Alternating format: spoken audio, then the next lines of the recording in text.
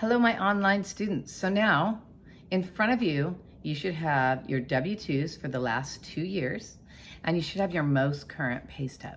So in the last video, that's what I taught you is when you call a mortgage broker or a bank to find out what you qualify for on your home loan, what you're gonna have to do is you're gonna have to find out how much money you make. Now, I spoke to my processor this morning about a lot of the COVID stuff because recently, it's kind of back and forth on how they're going to count your income when it comes to the COVID. And it depends on the type of job you have and how you're paid. So what we're going to look at is we're going to look at how you're paid monthly, and we're going to look at how much money you have coming in the last 2 years. So a lot of people think that you have to have a 2-year history at the same job, and that's absolutely not true. So if you have a job where let's say that you worked as a receptionist at ABC Wicket Company, and now you went through COVID and you found a new job at, I don't know, an orthodontist office. And they offered you a little bit of more money, and so you decided to take it. So you're a receptionist now at your orthodontist office, okay? So you're still a receptionist. So if you've been a receptionist for the last 2 years, what we're gonna do is we're gonna take your income for the last 2 years and average it and see how much money you make per month. Now, if you're on salary, that's a whole better ball game. If you're on salary, I don't care if you just got out of school last semester and you went to school to become an attorney, and now you got hired and you're on salary as a legal assistant, guess what? You get to count that income right now. We don't have to look at your last 2 W-2s. We don't have to income average you. So the 3 different types of income we have is we have self-employment, we have W-2, and we have 1099, which is usually a self-employed person or somebody who's getting a bonus and a commission or some type of overtime. So you have to figure out how much money you make and tell the loan officer exactly what's showing on your W-2. On the W-2, we're going to be looking at the biggest number on the W-2. On your pay stubs, we're going to look at the year to date and what date that was. So we're going to need 1 full month of year to date paycheck stubs. So what that means is if you get paid weekly, I need 4 paycheck stubs. If you get paid monthly, I only need 1 paycheck stub. So that's your income, okay? Now, if you have more than 1 job, you have 2 jobs. And I believe people can do that because when I was 18, I had like 3 jobs and I was disco dancing and going to college. So you youngsters, you can do it too because this is what I did. I worked all those jobs, and when I qualified, because I had the jobs all for a 2-year history. So you have to have 2-year history on being able to hold down 2 jobs. So if you have a second job, as long as you've had that also for 2 years while you're working the other job, you can count that income, okay? So now we have all our income coming in. Now we need to look at our debt. How much monthly debt do we have?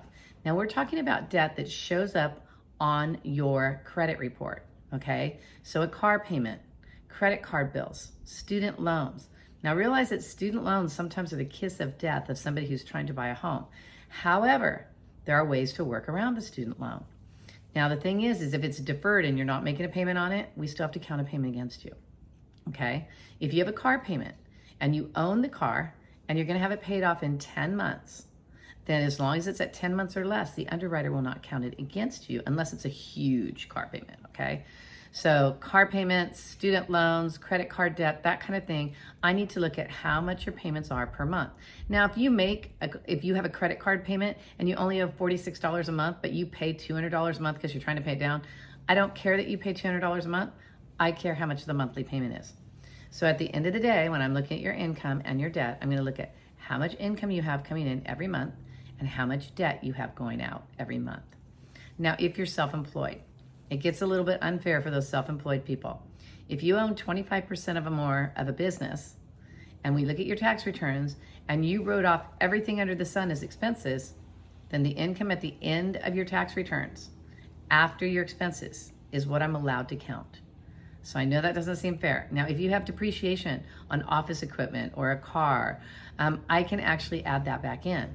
So for the self-employed people, you really have to work with somebody who knows how to work with self-employed borrowers.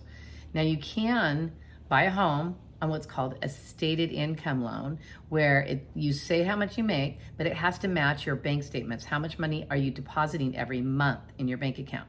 So if you're self-employed, you're gonna have a lot more questions than if you're on salary versus being on an hourly wage earner, okay? Now, if you have a job that, let's say you teach at a school or you're a school bus driver and you have 3 months of the year that you don't work, but you collect unemployment. I can count that unemployment if you counted it and you accepted unemployment for the last 2 years and you show that you did it at the same time. So there's lots to think about when you're talking about your income and your debt. Now, if you have a cell phone bill, that doesn't count. Cell phone bills don't count. Pretty much medical bills don't count unless you're on a payment plan. So there's lots of things that you have to understand. So that's the income and the debt. And next time, we're going to talk about your credit. So hopefully you learn something every time you watch one of my videos, because if you learn all this stuff and then you decide to get into the business as a real estate agent or a loan officer, you're going to know 10 times as much as most of the people in the business, because you're going to learn from going through it for yourself.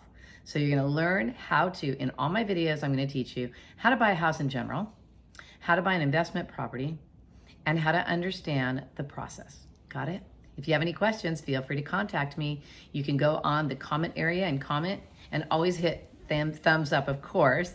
And please subscribe. I need subscribers. I'm trying to get to 1,000. So I need subscribers. Share my information with your friends. Doesn't everybody want to buy a home? I'm going to teach you how to buy homes and investment properties for free. I'm not going to make you go to a class that's $2,500. I'm not going to make you buy books. You are going to learn as much as I can teach you about real estate. And let me tell you, I know a lot because I bought my first property when I was 18, and I bought that. And then what I did, it's called pyramiding. I'm going to teach you how to pyramid, where you take the equity from that property and buy the next one and the next one and the next one. And then eventually you'll have a portfolio of real estate and you'll have rental coming in. And when you're older, you don't have to worry about your retirement. So even if you're older, you can buy property too. My number is 714-745-6348.